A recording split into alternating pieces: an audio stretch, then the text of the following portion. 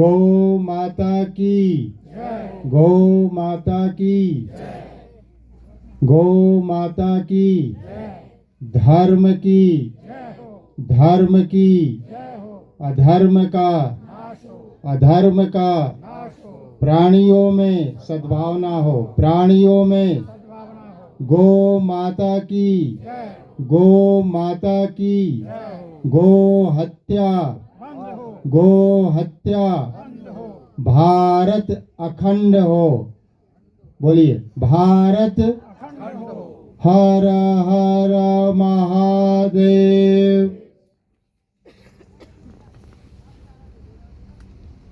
आज के इस पवित्र पावन पर्व पर उपस्थित संत वृंद, संतों को साक्षात त्रिवेणी कहा गया है। गंगा यमुना सरस्वती का दर्शन आप न कर पाए हों या उपलब्ध न हो तो संत का दर्शन से आपको त्रिवेणी दर्शन का लाभ प्राप्त होता है। वैसे हमारे मंच पर 3 संत वृंद, इस गौशाला के अध्यक्ष जाने माने कानूनविद अविनाश शर्मा जी और राष्ट्रीय स्वयंसेवक संघ के जिला संघ चालक गुरदीप सानी जी, यहाँ की अत्यंत लोकप्रिय सभासद, गौ भक्त, मातृशक्ति का प्रतिनिधित्व भी आप कर रही हैं। और इस पूरे कार्यक्रम के जो मुख्य कड़ी ऐसे अपना सर्वश्रेष्ठ समय राष्ट्र को देकर समाज सेवा के लिए आज भी अपने को उत्सर्ग कर रहे राष्ट्र ऋषि विवेक जी और तमाम जो उपस्थित गौ भक्त हैं। और कहा गया कि सवा लाख से एक है ना, 1.25 लाख से एक लड़ाऊं तो गुरु गोविंद सिंह का लड़ाऊं। आप लोग जो उपस्थित हैं वो करोड़ों करोड़ों लोगों का प्रतिनिधित्व करते हैं। अच्छे कार्य में, सनातन कार्य में संख्याएं आज जो परिवेश चल रहा है उसमें बड़े मुश्किल से लोग जुटाते हैं, लेकिन आप ही आधार हैं उस समाज के, राष्ट्र के, सनातन के। और जब भी आवश्यकता समाज, राष्ट्र और गौ माता के लिए होगा तो आप ही जो उपस्थित हैं, इन्हीं में से हम कुछ अच्छे लोगों को प्राप्त कर सकते हैं। गाय की जो परिवेश उपस्थित है, मैं अत्यंत सरल में धर्म से संबंधित कुछ चीज़ों को मैं रखूँगा।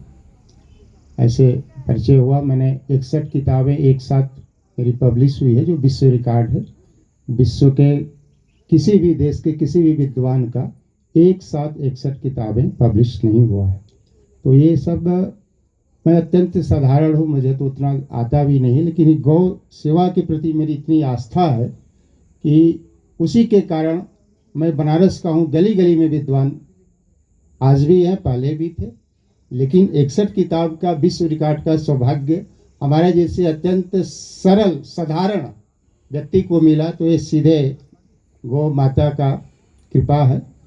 और कुंभ पर भी मेरी 7 किताबें हैं। भारत में किसी भी विद्वान की कुंभ पर 7 किताबें नहीं, अखाड़े पर भी किताब है।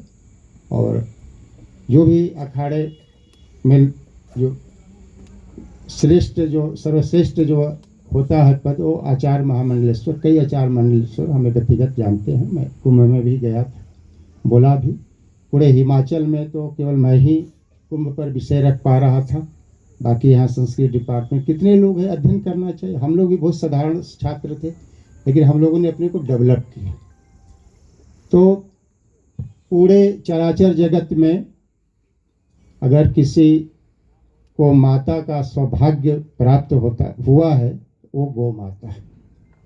और पुरुषार्थ चतुष्टय, 4 पुरुषार्थ, धर्म अर्थ काम मोक्ष, ये हमारे यहाँ 4 पुरुषार्थ माना गया है। और 4 पुरुषार्थों की अगर एक साथ अगर आप प्राप्त करना चाहते हैं, पुरुषार्थ चतुष्टय की सिद्धि करना चाहते हैं, तो गौ सेवा से बड़ा कोई भी सेवा नहीं। यह यहाँ आप देखें कि भगवान भी गोचारण करते हैं। उनका लोकप्रिय नाम क्या है? लोकप्रिय नाम गोपाल। भगवान भी यहाँ गोचारण करते हैं, नंगे पांव जो है गोचारण करते हैं, और जो है उनका लोकप्रिय नाम क्या है? गोपाल।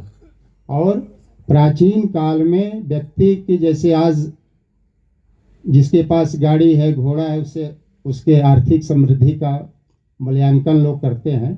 प्राचीन काल में धन का और विनिमय, विनिमय मतलब आदान प्रदान का, पैसे का आदान प्रदान का जो साधन थी वो गाय थी। जिसके पास जितनी गाय है ना, जिसके पास जितनी गाय, वह व्यक्ति उतना समृद्ध माना जाता था।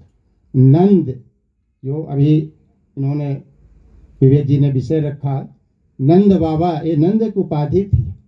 जिसके पास 10 लाख गाय होती थी उसे नंद की उपाधि मिलती थी।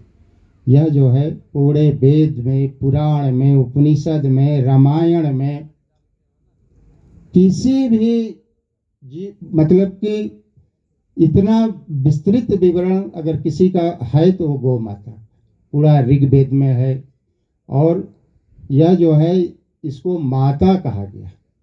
बाद में हमारे जो मान बिंदु थे, जो हमारे गर्व के विषय थे, उनके प्रति कैसे अनास्था पैदा किया जाए, ये जो है अंग्रेजी शासन में इस पर जो है गहन चिंतन किया गया, और उसको तोड़ मरोड़ कर अब इसको एक पशु के रूप में जो है ये प्रस्तुत किया गया। और कुछ बिके हुए भारतीय हिंदू इतिहासकार ने बहुत सी भ्रांतियां गाय को लेकर है ना फैलाई, जिससे कि गाय के प्रति लोगों में अनास्था हो। कहा गया कि ऋग्वेद के कुछ मंत्रों को अर्थ का अनर्थ कोट कर एक DN झा था, दिल्ली विश्वविद्यालय का प्रोफेसर, मर गया। बहुत उसकी अंत बहुत भयावह थी। उसने लिखा द मिथ ऑफ काउ। उसने कहा कि ऋग्वेद के मंत्र का अर्थ का अनर्थ करते हुए कहा कि जो ऋषि महर्षि थे उनके यहाँ जो अतिथि जाते थे, जो गेस्ट जाते थे, उनका सत्कार जो है बछिया मतलब गाय के जो बच्चा है उसके मांस से किया जाता। अब आप कल्पना करिए कि हमारे यहाँ बड़े से बड़े युद्ध भारतीय शासक हार गए, लेकिन शत्रु द्वारा ये जानते हुए कि गाय बड़े पूज्य है और एक गाय को आगे कर देंगे तो ये बाण और अस्त्र शस्त्र नहीं चला पाएंगे, और उन्होंने आगे किया, पराजय स्वीकार किया हमारे राजा महाराजाओं ने, लेकिन कभी भी गाय के ऊपर अस्त्र शस्त्र और बाण नहीं चला। इस संस्कृति, जिसको गो संस्कृति कहा जाता है, गो आधारित हमारी संस्कृति थी, गो आधारित हमारे गांव थे, है ना, ये सारे को नष्ट भ्रष्ट कर दिया गया। अब आप कल्पना करिए कि हमारे गांव की, जिनको अनपढ़ महिलाएं कहा जाता है, वो कितने ज्ञान विज्ञान में वो आगे थी, कितनी वो वैज्ञानिक थी। एक छोटी सी चीज़ें जो गांव में रहे हैं, हम लोग गांव के हैं, तो बचपन में हम लोग देखते थे कि जो घर है उसको गोबर से लिपा जाता था, गोबर से लिपा जाता था। तो आज के विज्ञान, जो आधुनिक विज्ञान है, उसको भी उसने सिद्ध किया कि जिस घर में गाय के गोबर का लेपन होता है, जो आकाशीय बिजली है ना, समझ लीजिए, जो आकाशीय बिजली से कितने लोग मर जाते हैं। इस बार तो बहुत लोग मरे, यूपी में भी बहुत लोग मरे, है ना, आकाशीय बिजली गिरने से। तो वहाँ वह जो है गोबर के लेपन जहाँ होता है, वहाँ वो तड़ित चालक का काम करता है। अर्थात अगर आकाशीय बिजली मतलब वो प्रभावहीन कर देता है। अब आप देखिए कि गाय का कितना महत्व है कि एक च्यवन ऋषि थे, आप सब जानते हैं, जिससे च्यवनप्राश बना है ना। तो वो पहले के ऋषि महर्षि बहुत योग विद्या में भी बहुत महारत हासिल होता था उनको। तो च्यवन ऋषि जी ने योग के बल पर जल के अंदर जो है वो समाधि और अपने तप में लीन थे, है ना।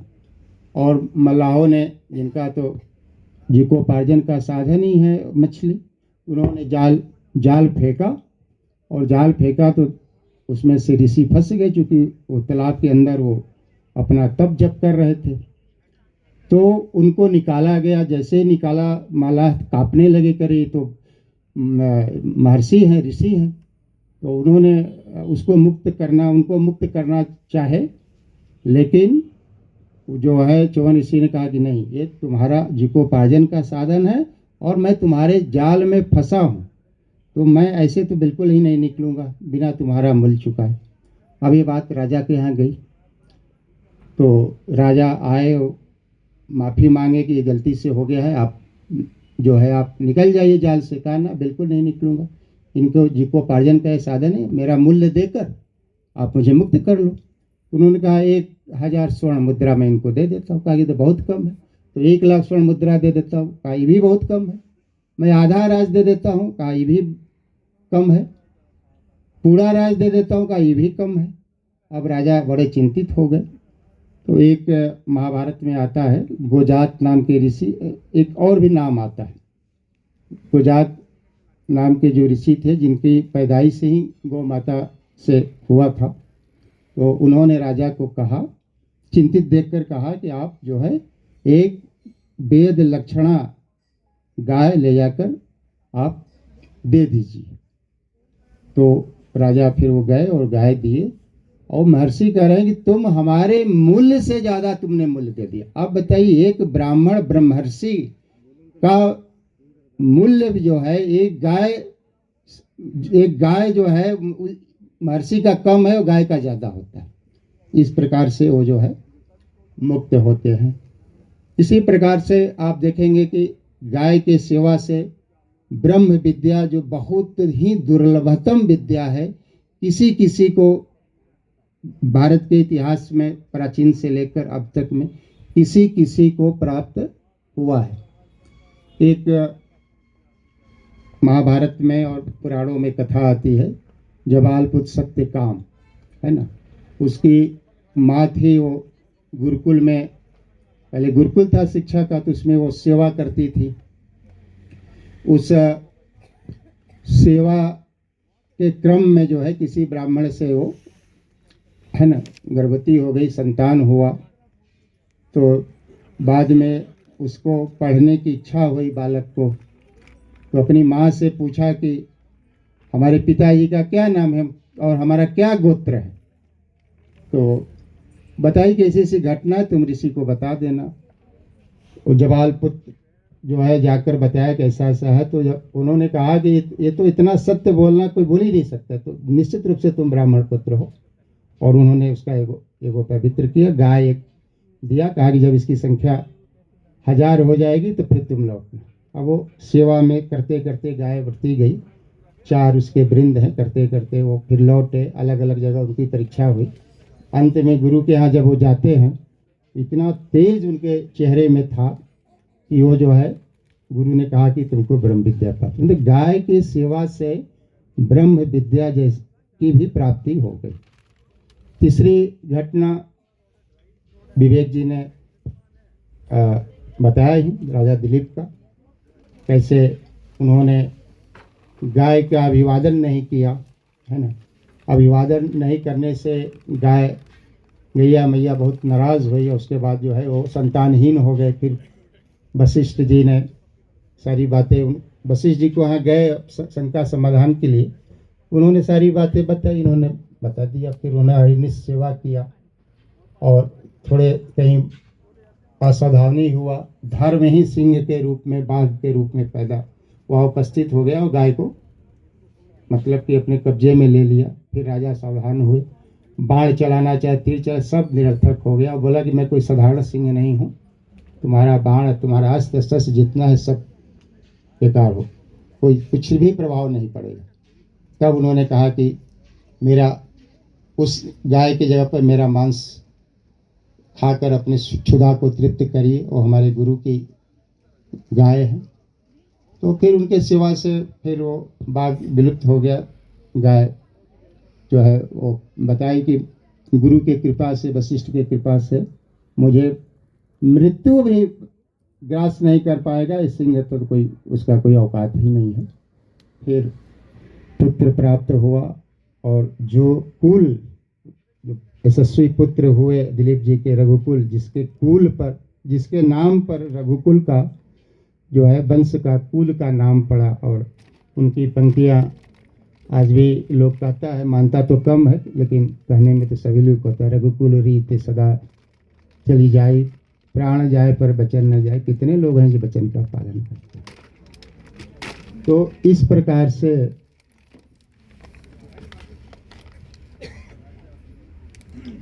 एक कथा और आपको सुनाता हूँ। अहिल्या का नाम आप सुने ही होंगे, बहुत चर्चित, रामायण में उनका कथा भी आता है।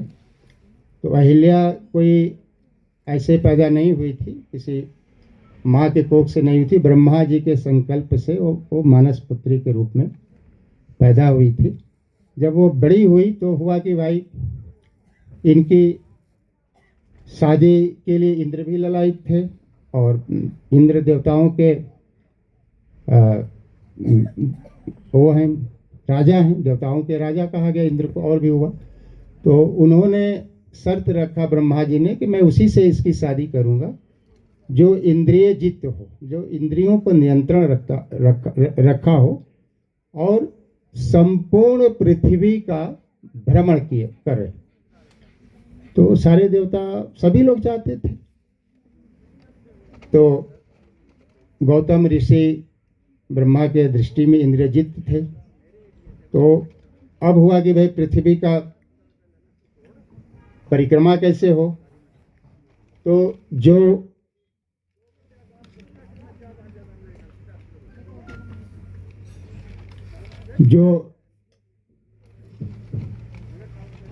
गौतम ऋषि के आश्रम में जो गाय थी, वो गाय गर्भवती थी। तो गाय गर्भवती थी, और गाय जैसे ही बछड़े को, है ना, बच्चे को बाहर का जो क्रम होता है, अगर बछड़ा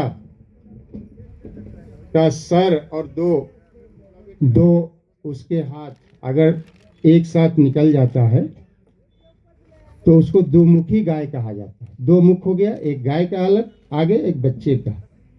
और दोमुखी गाय का अगर कोई परिक्रमा कर लेता है तो उसको पूरे पृथ्वी के परिक्रमा का फल मिलता है, ऐसा शास्त्र में कहा गया है।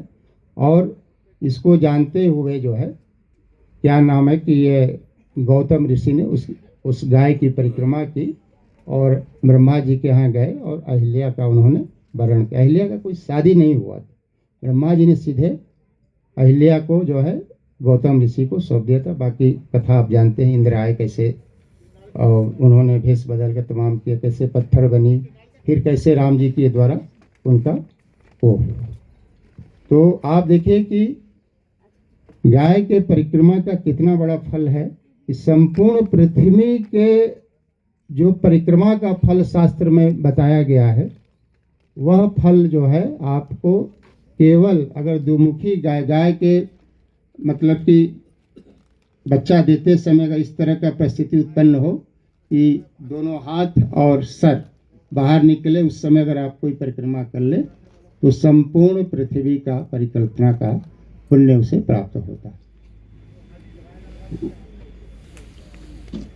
आज गोपाष्टमी का बहुत महान पवित्र पावन पर्व पर थोड़ी गोपाष्टमी की भी चर्चा कर फिर हम कुछ और भी चर्चा करेंगे।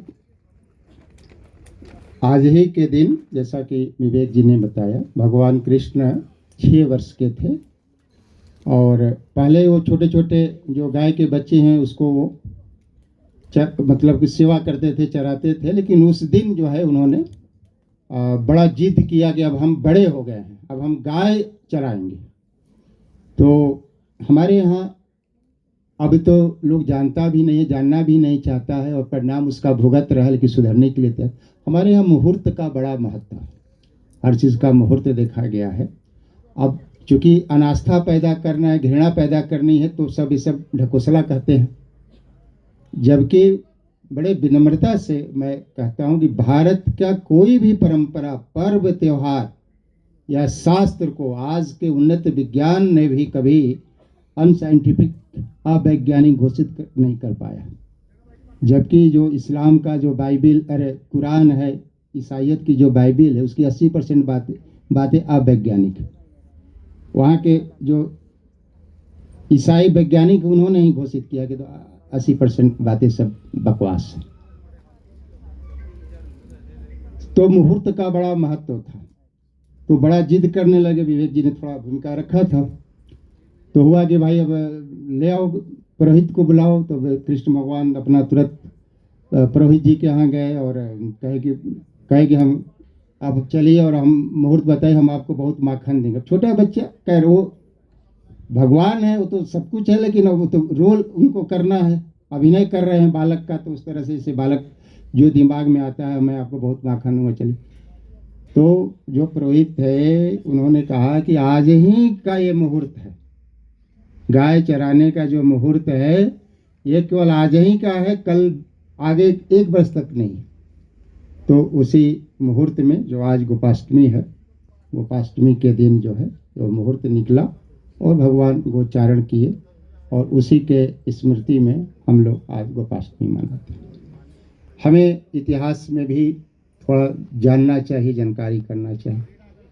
1966 में है ना, 1966 में दिल्ली में गोपाष्टमी के दिन, आज ही के दिन, संतों ने गो हत्या बंद हो उसके लिए एक बहुत बड़ा आंदोलन धर्म सम्राट करपात्री जी महाराज है ना के नेतृत्व में, और कई शंकराचार्य उसमें उपस्थित थे नेतृत्व में, जो है 1966 में दिल्ली से लाल किला से लेकर जो है संसद भवन तक एक जैसे आप लोग है ना, उसी तरह माता बहन, विशेषकर राजस्थान और हरियाणा पास में है, छोटे छोटे, उसमें धर्म का तो बहुत ज़्यादा था ना, प्रभाव था। मतलब कि कोई धर्म का आह्वान होता था और छोटी छोटी माताएं 8 महीना, 7 महीना, 6 महीने के बच्चों को लेकर वहाँ भाषण चल रहा था। अटल बिहारी वाजपेयी एक बहुत बड़े महावीर त्यागी जी थे कि जब वो संसद में प्रश्न करते थे तो नेहरू जवाब नहीं दे पाते थे, वो भाषण चल रहा था। सेना के जवान ऐसे कर कर जो है वो गोली चलाई गई, हजारों लोग मारे गए, निहत्थे माता। ज़्यादातर तो कौन मरेगा, जो सक्षम लोग तो भाग जाएगा। अब उसमें जो माताएं थी, छोटे छोटे बच्चे, मतलब कि इतनी दर्दनाक दृश्य था कि उसका हम वर्णन करेंगे तो हमारे भी आंख में आंसू आ जाएंगे, आपके भी आंख में। इतना निर्मम हत्या किया गया।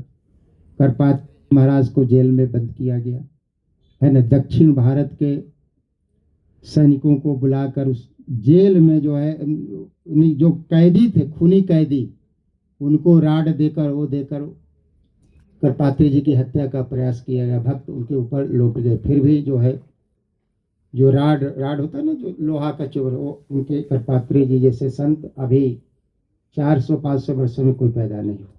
इतने बड़े साधक करपात्री, कर माने हाथ, कर माने हाथ।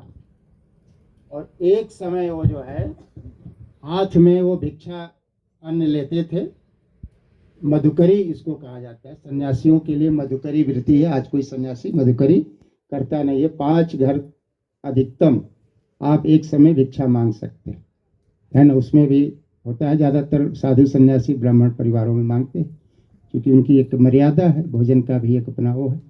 तो हाथ में जो मिल गया, कर माने हाथ, और उसी का वो एक बार भोजन करते थे। तो इसीलिए उनका नाम करपात्री जी पड़ा। उनका नाम हरिहरानंद था, है ना। तो उनके आंख में चुभाया गया, उसी में वो जो है वो देहांत उनका। ये भी खूनी है।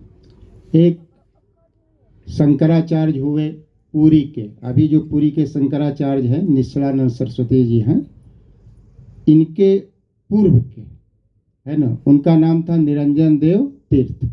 कहाँ के? पुरी के। 4 मान पीठ होता है ना। आज तो सैकड़ों कुल नकली भी शंकराचार्य बनकर चल रहे हैं, नहीं चलना चाहिए, उससे उनका ही उन्नति होगा।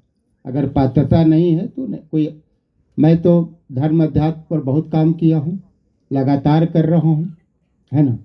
लेकिन कोई हमको कहे कि आप महामंडलेश्वर बन जाइए, वो हम नहीं बनेंगे, मेरे में वो पात्रता नहीं है। उसके बड़े विधान है, उसके बड़े कठिन नियम है, उसके बड़े तप हैं। तो आज पैसा दे देकर जो है महामंडलेश्वर सब बन रहे हैं। शराब का व्यवसायी, नाचने गाने वाली वो ममता कुलकर्णी, क्या मतलब कितनी समाज में गिरावट आई। आप इसकी कल्पना करिए, क्यों गिरावट आई? आप जागरूक नहीं, आपको पता ही नहीं है कि अखाड़े क्या होते हैं, पीठ क्या, आप जानना भी नहीं चाहते। आज का यूथ तो मोबाइल में उसका जीवन बीत गया। हम लोग तो गांव में रहे हैं, सब खेले हैं, सब कुछ चीज़ें हैं, इसलिए आज जो भी मौलिक प्रतिभाएं जो निखरी है वो जो है गांव से निकली है ना। जिनका बचपना नानी के दादी के कहानी से पहले क्या था, कितनी ओजपूर्ण धार्मिक कहानियाँ दादी नानी माँ बच्चों को सुनाती थी। बच्चे इतने संस्कारित होते थे, माँ के भक्त होते थे, पिता के भक्त होते थे। आज आप देखिए कि आज हमारी कल्पना है, आज हर जगह जो है ओल्ड होम, क्या बोलते हैं, ओल्ड होम, हाँ ओल्ड एज वृद्धाश्रम। आप बताइए, हमारे यहाँ वृद्धाश्रम की कल्पना है? जहाँ मातृदेवो भव पितृदेवो भव की कल्पना, वहाँ वृद्धाश्रम की ये कल्पना, कहाँ आप जा रहे हैं? तो मैं विषय पर आता हूँ। तो निरंजन देव तीर्थ जी ने गौ रक्षा के लिए, गौ हत्या बंद हो इसके लिए विश्व का सबसे बड़ा अनशन 72 दिन का किया। कलयुग में अधिकतम आप जो उपवास कर सकते हैं शास्त्र के अनुसार वो 12 दिन से ज़्यादा का उपवास कलयुग में आप नहीं कर सकते। लेकिन वो एक चंद्रायन व्रत का आश्रय लेकर उन्होंने 72 दिन का किया। पहले एक टाइम भोजन किया, फिर फल लिया, फिर दूध लिया। अंत समय में दूध और गंगा जल ही सेवन कर उन्होंने शरीर त्यागा वाराणसी में।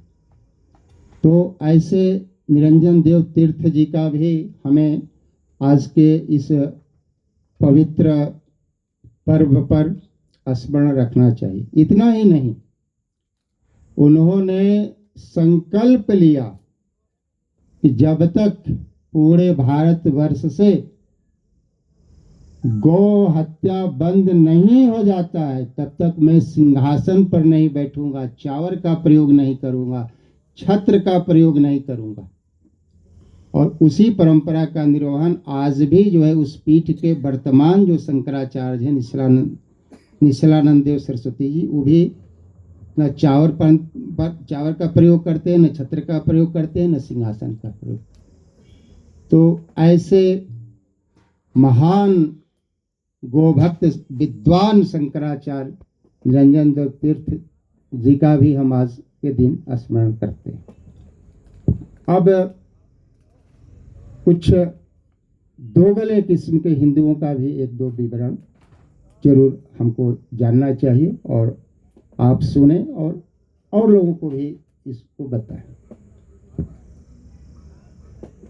77 में कांग्रेस की गवर्नमेंट गई और मोरारजी देसाई प्रधानमंत्री बने। प्रधानमंत्री बनने से पहले जो चुनाव था उसके पहले निरंजन देव तीर्थ और सिंगेरी के शंकराचार्य करपात्री जी के यहाँ वो गए।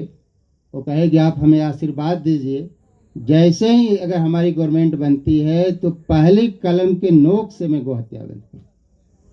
संतों ने आशीर्वाद दिया, भाई ठीक है, प्रधानमंत्री भी बने। प्रधानमंत्री बनने के बाद ये सारे संत उनके यहाँ गए तो व्यक्ति कह क्या रहा है कि अरे मैं कसाईयों का भी तो प्रधानमंत्री हूँ। मतलब कि वो उपयुक्त वातावरण में भी जो है वो व्यक्ति मुकर गया अपने बयान से। फिर बाद में इंदिरा गांधी को भी अपना जो उन्होंने कुकृत्य किया था उसका उनको भान हुआ, तो वो बाद में 79 में एक प्रस्ताव भी आया था। भागलपुर बिहार के एक सांसद थे रामजी सिंह, अभी जीवित है, वृद्ध हो गए, मैं उनसे मिला भी था। उन्होंने एक प्रस्ताव लाया था, उसमें आपको जानकर आश्चर्य होगा कि कई मुसलमान सांसदों ने गौ हत्या बंद हो उसके पक्ष में, और बाकी चीज़ों को पास नहीं हो पाया। और जो गोपाष्टमी के दिन संतों की हत्या 66 में हुआ, इंदिरा गांधी उस समय प्रधानमंत्री थी, उनको कृपात्री महाराज ने स्थापित किया था। इंदिरा गांधी की भी हत्या गोपाष्टमी के दिन ही हुई। राजीव गांधी की भी हत्या जो हुई है गोपाष्टमी के दिन। वो वंश आगे बढ़ नहीं पा, चूंकि बहुत बड़े संत ब्रह्मर्षि संत का साप था। तो इस प्रकार से चीज़ों को जो है आज भी जो है, जो इस विचारधारा के अभी गवर्नमेंट है, जो इस विचारधारा के लोग हैं, इनको भी दबाव डालना चाहिए। आज कितना शर्म का विषय है कि आज हम गौ मांस निर्यात में विश्व में नंबर 1 पर। ये हमारे लिए गर्व का विषय, यह है हमारे लिए शर्म का विषय। हम राष्ट्रभक्त हैं कि हम किसी सिद्धांत और पार्टी के बंधुआ मजदूर हैं। जिस दिन बंधुआ मजदूरी का जुआ जो है उठा कर फेंक देंगे, उस दिन उनकी औकात। हमारे यहाँ मुख्यमंत्री आदित्यनाथ जी हैं, वो संत हैं, वो क्या कह रहे हैं कि उत्तर प्रदेश में जितने अवैध बुचड़खाने थे सबको मैंने बंद कर दिया। तो वैध को कौन बंद करेगा?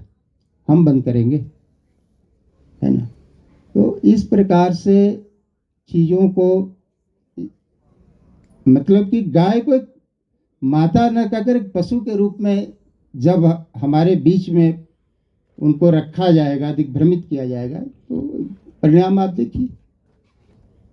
जब तक गाय कटती रहेंगी, उनकी रक्त बहता रहेगा, तब तक समाज और देश कभी सुखी नहीं होगा। आप देखिए कितनी समस्याएं आ रही हैं देश में।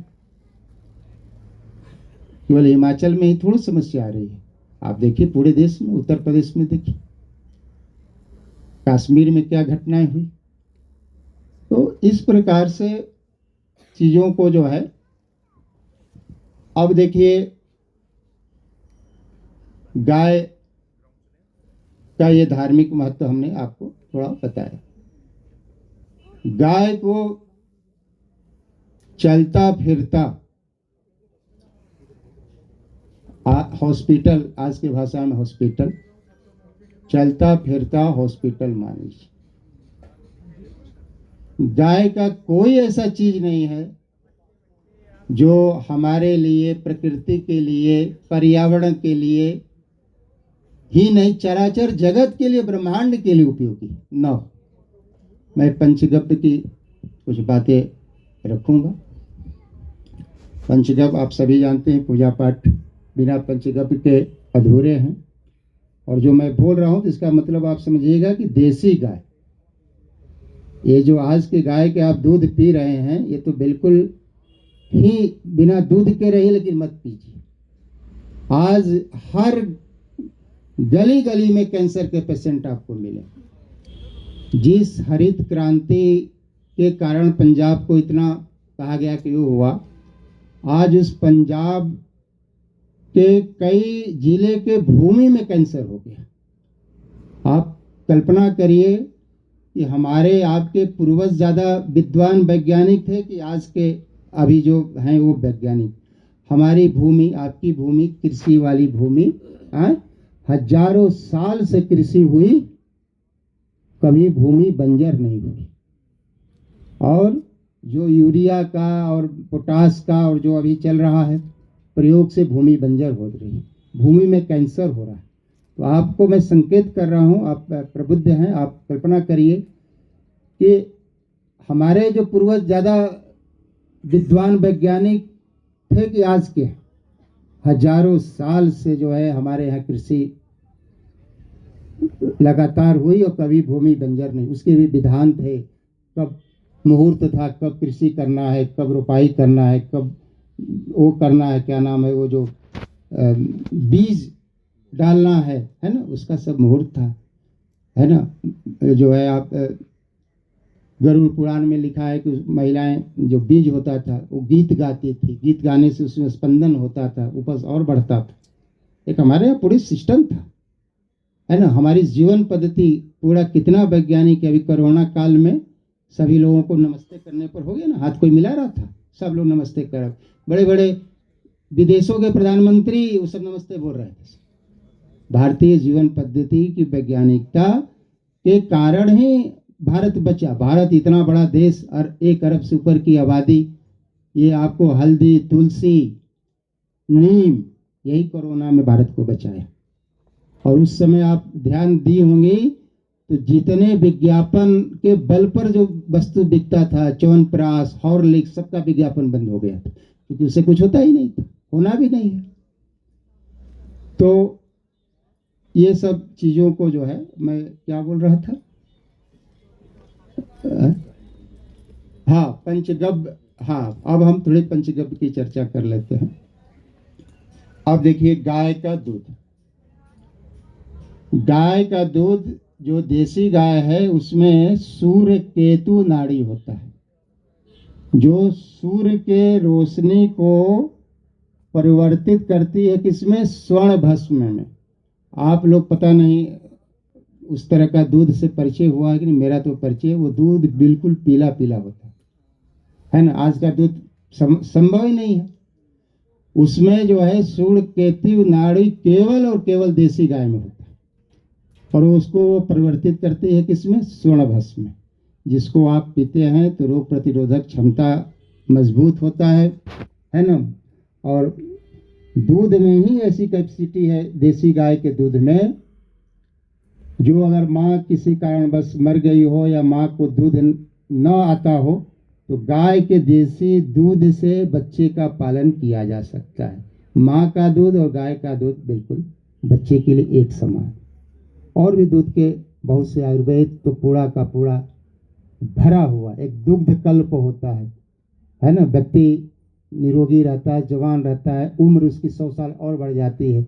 दुग्ध कल्प है, उसकी चिकित्सा होती है, कैसे कैसे उसमें जो है चीज़ों, ये जो है आप दूध में की ये उपयोगिता है ना। आज हम उस तरह के दूध बच्चों को दे ही नहीं रहे हैं, जिस तरह के दूध हम आज पिला रहे हैं उसका दुष्परिणाम देखिए। माता वृद्धाश्रम में, पिता भी वृद्धाश्रम में, और क्या क्या कुरीतियाँ हो रही है, अपने से क्या क्या बच्चे कर रहे हैं, है ना। इसीलिए जब तक आप गाय से नहीं जुड़ेंगे तब तक आपकी आने वाली पीढ़ी, आपका नस्ल कभी भी जो है उस तरह का संस्कारवान नहीं होगा, जिस तरह का संस्कार कभी हमारे गांव में माताओं के द्वारा उस तरह के वीर सुभाष चंद्र बोस, शिवाजी, विवेकानंद, है ना, पैदा कभी नहीं होंगे। आप देखिए इधर 100 साल का आप मन में आप विचार बनाइए, 100 साल में क्या उस लेवल का संत कोई पैदा हुआ, उस लेवल का वैज्ञानिक पैदा हुआ, पहलवान पैदा हुआ, खिलाड़ी कोई पैदा हुआ उस लेवल का। अब 100 साल का कल्पना करिए, है ना। तो इस प्रकार से देसी गाय के दूध का इतना महत्व। अब क्या है, दूध के बाद क्या है, दही। दही इतनी ज़्यादा फायदेमंद है, विशेषकर पेट के लिए। उसकी छाछ बनता है, यहाँ लस्सी बोलते हैं, हम लोग के यहाँ छाछ बोलते हैं, और भोजपुरी में मट्ठा बोलते हैं उसको।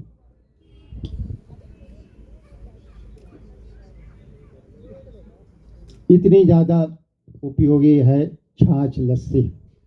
लेकिन देसी गाय वाला जो ये सब हम लोग पी रहे हैं, ये तो मतलब पी रहे हैं, क्या करें। अब चाय की पीने की आदत है तो देसी गाय का दूध है नहीं, है ना। और हमारी जो सरकार है, चाहे वो केंद्र की हो या प्रांत की हो, गाय का दूध कैसे बढ़े, देसी गाय का, पहाड़ी गाय का कैसे बढ़े, इस पर कोई जो ढंग से काम होना चाहिए, जो मस्तिष्क उर्वर वैज्ञानिक लगाना चाहिए, कहाँ लगे।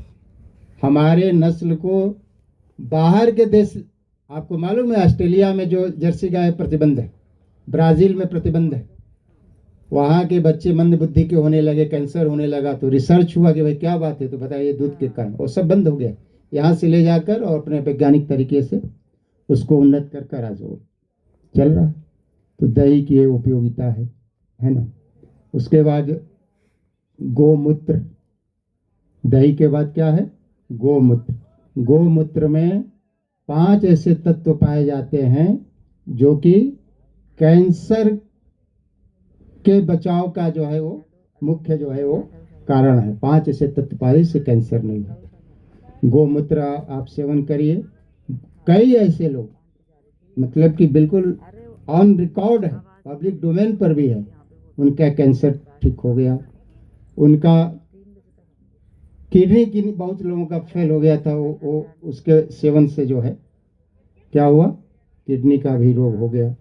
अगर आपको नज़र गुजर है ना, जो होता है ना कुछ गांव में एक परंपरा है, अगर है तो 2 बूंद 4 बूंद गोमूत्र डालकर स्नान कर लीजिए, वो सारी बाधाएं आपको दूर है। अनेक चमत्कार है। तो गौमूत्र तो मिल ही नहीं रहा, विदेश में निर्यात हो रहा। आज जो है शुद्ध घी जो देसी गाय का, वो मिल कहाँ रहा आपके पास, हमारे पास मिल ही नहीं रहा। उतने पैसे हम लोग देने के लिए तैयार है, विदेश वाले, उनको क्वालिटी चाहिए। वो भारतीय जीवन पद्धति अपना रहे हैं, वो मठा पी रहे हैं, मतलब छाछ पी रहे हैं, तुलसी का प्रयोग कर रहे हैं, योग कर रहे हैं, और इतना ही नहीं, बनारस हरिद्वार और ऋषिकेश में आकर भारतीय पद्धति से शादी भी कर रहे हैं।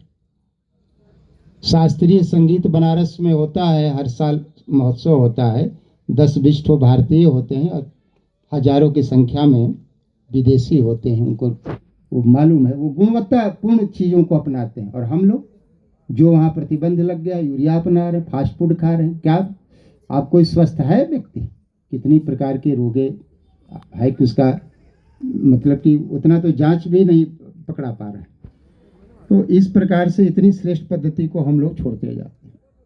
जो सबसे लोगों में घृणा पैदा किया गया गोबर के प्रति। गोबर का तो चमत्कार अद्भुत है, न केवल विज्ञान की दृष्टि से बल्कि तंत्र मंत्र के दृष्टि से भी गोबर का कोई मुकाबला ही नहीं।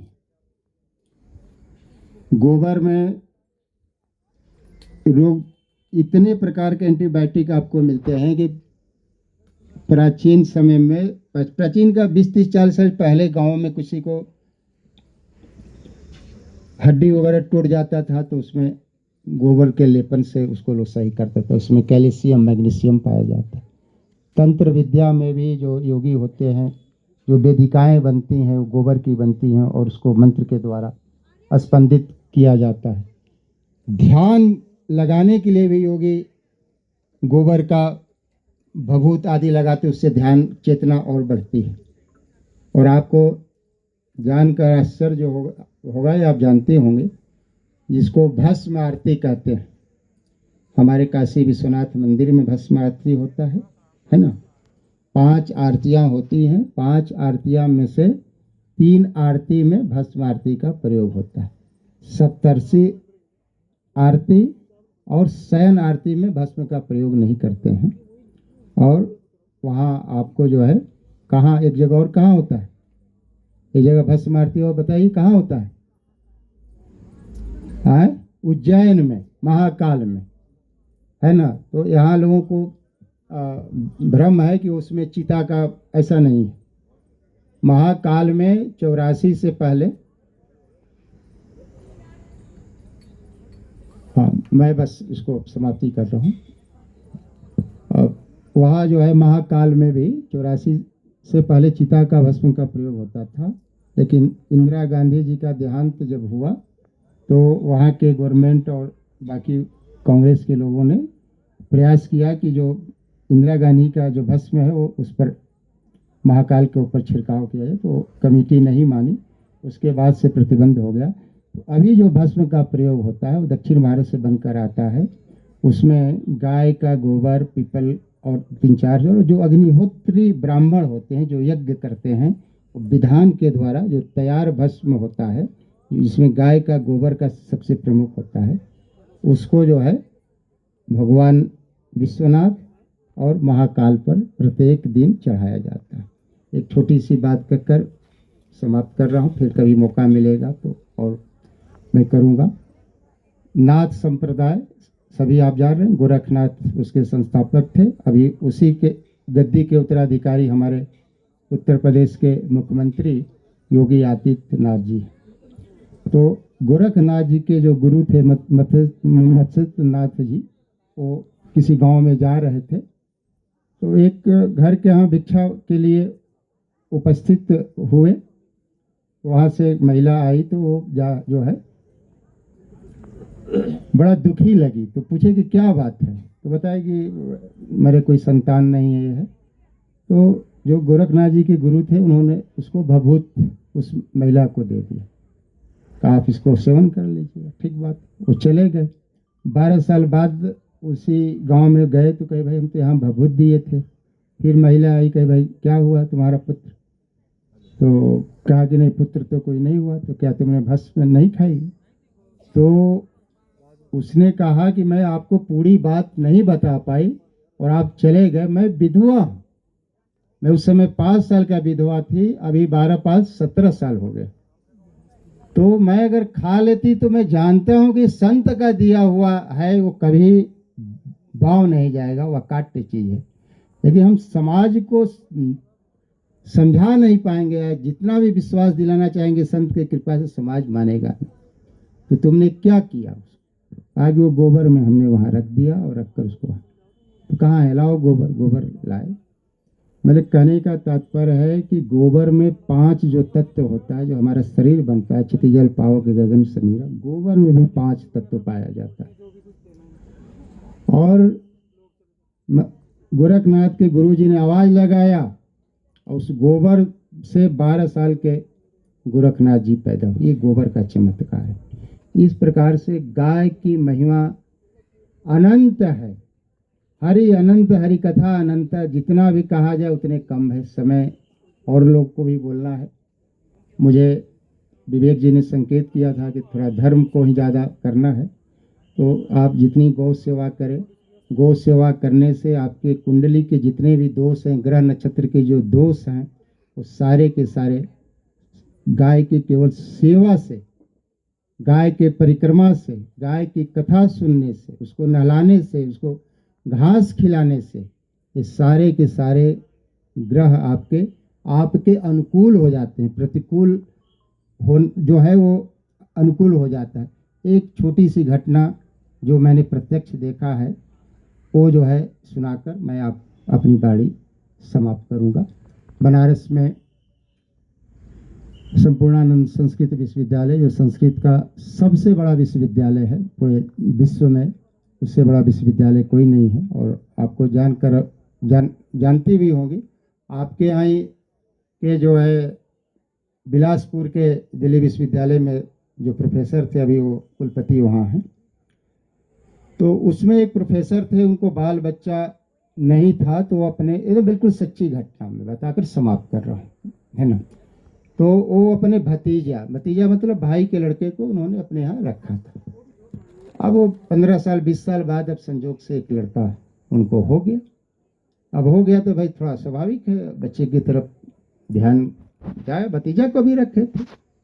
अब भतीजा, उसके परिवार वालों को लोभ आ गया, सबकी संपत्ति बहुत ज्यादा थी, सच्ची घटना। और वो सब परिवार वाले मिलकर उस लड़के का स्कूल से, उसका गोपू बुलाने का नाम था, उसका अपहरण किए, अपहरण करके उसकी हत्या कर। सगे चचेरे भाई, मतलब लोभ में कि ये तो लड़का हो गया तो फिर कैसे होगा। फिर अखबारों में आया, इतने ज़्यादा मतलब हुआ, फिर पकड़े गए, वो हुआ।